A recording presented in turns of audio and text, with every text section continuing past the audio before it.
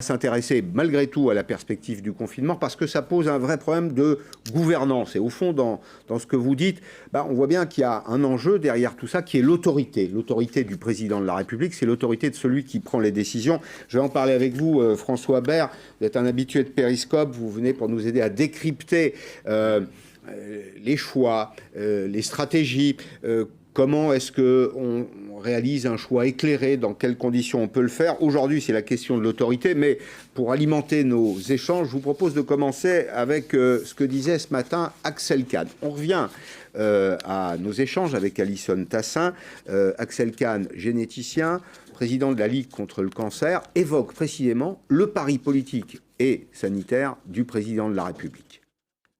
Ce reconfinement aujourd'hui, on va dire à la dernière limite, le couteau sous la gorge, en dernière extrémité, est la pire des choses. Emmanuel Macron a voulu se présenter comme le sauveur des Français, qui les protégeait de ce confinement. Maintenant, le président aura à gérer l'échec de ce pari. Bonsoir François Bert, merci d'être là. Un sauveur, vous vous rendez compte, le mot est fort. Oui. On parle de politique, on n'est pas dans un livre saint là. Exactement. Mais un sauveur, c'est quelqu'un qui réalise des miracles. Et derrière tout ça, il y a la question de l'autorité. Alors, qu'est-ce que l'autorité d'abord et comment l'exercer quand on est confronté à une situation comme l'est le président de la République en ce moment même? Alors, ce qui est très intéressant, c'est de comprendre que l'autorité, souvent, on la voit sous un mauvais axe. Soit on la voit par rapport à la loi, avec l'obsession d'être sur un détail qu'on réplique indéfiniment, et là, on est dans une fabrication d'une loi petit à petit, sans recul. Soit on le voit dans la relation, ce qui donne d'ailleurs le binôme autoritaire-débonnaire. Soit on est trop dur, soit on est trop méchant, soit on est trop gentil. Parce qu'on considère que exercer l'autorité, c'est générer un lien avec les Français. Vous voyez, on est thématique sauveur, comme si c'était qu'une question de rapport personnel. Ce qui fonde l'autorité, c'est la mission. Je définirais l'autorité en disant que c'est la puissance d'accomplissement de la mission. Qu'est-ce que la mission? C'est l'actualisation du débouché collectif, c'est-à-dire que précisément dans des situations qui sont de plus en plus complexes, c'est la capacité, par discernement, on y vient souvent, à voir là où il faut faire déboucher le collectif pour que ça avance. On est sur du microscopisme. Là, je vois un Axel Kahn qui voit la politique avec un microscope, qui voit juste son point de son expertise à lui. À quel moment, justement, il y a une possibilité de recul pour voir la réalité de la globalité du sujet et positionner le débouché de l'effort collectif ailleurs. Là, on est en train... Il a compris l'effort collectif, là.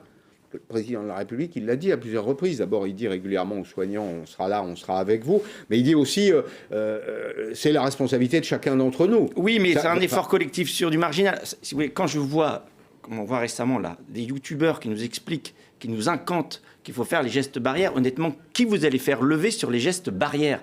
Quel peuple vous allez faire lever sur les gestes barrières? Il y a un an, le président disait « nous sommes en guerre ». Pour faire la guerre, il faut un esprit de victoire. Où vous avez vu un esprit de victoire avec des gens qui subissent en étant confinés chez eux? Qu'on parle de plein air, c'est très bien. Donc pour ça, le fait qu'il n'y ait pas confinement, c'est déjà une bonne chose. Pour moi, il ne devrait même pas y avoir couvre-feu. Et pour moi, il faudrait tout libérer là.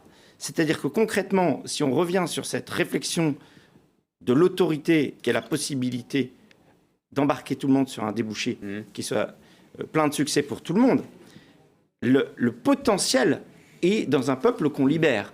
Et donc concrètement, ça veut dire quoi? Ça veut dire qu'il faut focaliser son effort sur les gens à protéger. On sait depuis longtemps quels sont les cas à protéger, comorbidité et les établissements où il y a du danger. Là-dessus, il faut surprotéger. On doit focaliser ses efforts là-dessus. Le deuxième sujet, c'est les lits de réanimation, on le sait depuis le départ. Moi, plutôt que d'entendre un gouvernement qui dit « qu'est-ce qu'on va annoncer ?» J'aimerais entendre un gouvernement qui dit « qu'est-ce qu'on va faire ?» On va communiquer, rassurez-vous, on n'est pas là pour ça. On devrait passer des soirées. Je sais que le gouvernement travaille d'arrache-pied, si vous voulez, mais on est largement, pour moi, en sous-régime en termes de coordination. Regardez le temps qu'on a mis pour utiliser les lits du privé. Regardez comment, quand vous parlez aux professionnels de la santé, ils vous disent qu'on rechigne à créer des lits de réanimation de peur d'avoir un effet de cliquet. J'en reviens au sujet, l'autorité. Pour l'autorité, vous le dites, il faut embarquer les gens. Oui. Vous ne sentez pas, comme moi, quand même, un phénomène de lassitude dans le pays? On a tout essayé. On a l'impression qu'on a tout essayé, que rien ne marche. Alors, on attend, évidemment, à 17h le point presse de l'Agence européenne du médicament. J'espère qu'on pourra reprendre rapidement une campagne de vaccination. Tout le monde a compris que la vaccination, c'était l'alpha et l'oméga de la sortie de crise. Mais même sur ce terrain-là, on a du mal à engranger des victoires. Alors embarquer du monde après une série de défaites, c'est pas simple. Hein. C'est pas simple, surtout quand on a réduit la vie politique depuis 1 an au Covid. Oui, on parle que de ça, oui. À quel moment on reparle de tout le reste et à quel moment on donne justement, on libère une potentialité en redonnant accès à la culture, à l'histoire, à l'économie dans toutes ses dimensions, à un peuple qui repart. Vous savez, vous voyez, l'autorité a 3 symptômes, que ça produit de la fierté, que ça produit de la force et que ça produit de la facilité. Elle est où la facilité? Alors, on va écouter une autre voix, celle de Laurent Berger. Laurent Berger était ce matin sur France Inter et c'est un peu en filigrane de ce que vous indiquiez. Ce qu'il met en cause, c'est d'une certaine façon le one-man show du président de la République. Ça fait des semaines qu'on nous dit peut-être vous allez être confinés, tout ça. Donc les gens sont un peu en suspens. Et moi, ce qui m'inquiète, je vais vous dire, c'est qu'à un moment donné, on sait que la situation, elle est là. Ça fait 3 semaines qu'on sait qu'elle est là et on est suspendu à la décision d'un seul homme. Là, il faut décider, mais ce qui serait bien, c'est que ce ne soit pas une seule et unique personne qui décide. Alors, comment se mettre, vous avez entendu là, Laurent Berger, comment on se met en condition d'exercer l'autorité? Si vous aviez un petit conseil à donner, là, lequel serait-il? Ce serait en 4 étapes. D'abord, on se met dans une position de calme. C'est-à-dire qu'on arrête d'écouter le bruissement médiatique permanent, on se met en position de calme parce qu'on est sur des tendances de long terme. Ensuite, on trie. C'est-à-dire qu'il y a des priorités successives. En mars, le Covid, c'est évident que, vu les conditions, c'était la priorité. Aujourd'hui, c'est plus la priorité. Il y a une crise sociale, il y a une crise économique, il y a une crise identitaire.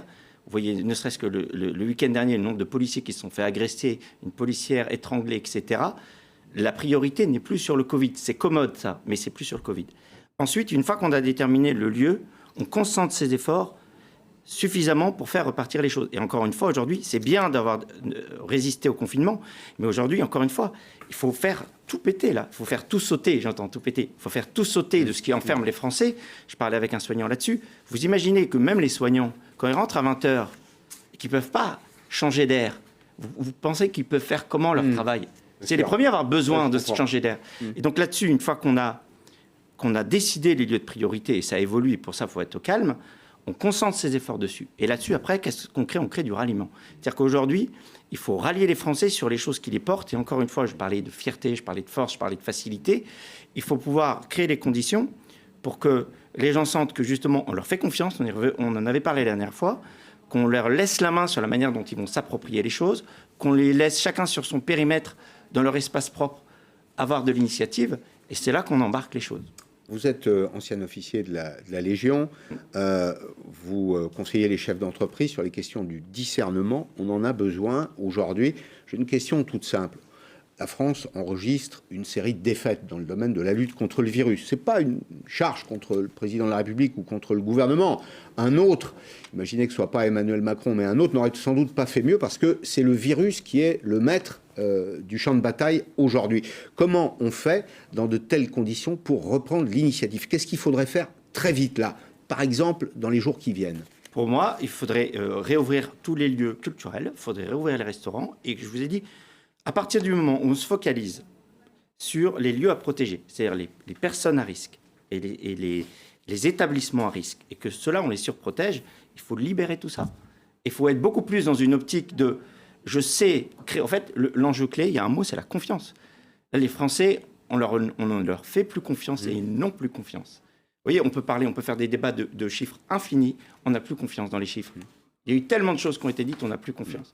Plus vous dites aux Français, je sais que je peux vous faire confiance et je vais travailler avec vous pour que ce soit vous qui soyez les moteurs du sujet, plus alors on va être dépassé. C'est souvent comme ça, un chef, il est souvent dépassé par la capacité d'initiative des gens auxquels il fait confiance. Merci François Bert d'être venu nous aider à comprendre les enjeux, hein, l'envers du décor quand on décide, y compris quand on a gouverné en période de brouillard, de haute mer, avec le vent de face, comme c'est le cas aujourd'hui. Il y a quelques principes de base. Bonjour.